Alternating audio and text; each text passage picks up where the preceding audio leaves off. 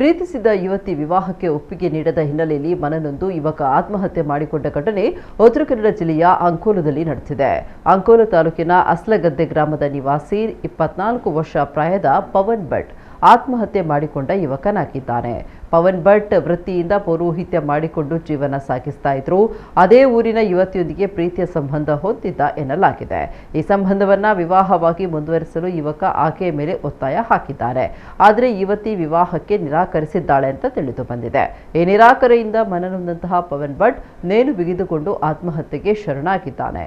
ಘಟನೆ ಕುರಿತು ಮಾಹಿತಿ ಪಡೆದ ಅಂಕೋಲ ಪೊಲೀಸರು ಸ್ಥಳಕ್ಕೆ ಭೇಟಿ ನೀಡಿ ಪರಿಶೀಲನೆ ನಡೆಸಿ ಪ್ರಕರಣ ದಾಖಲಿಸಿಕೊಂಡಿದ್ದಾರೆ.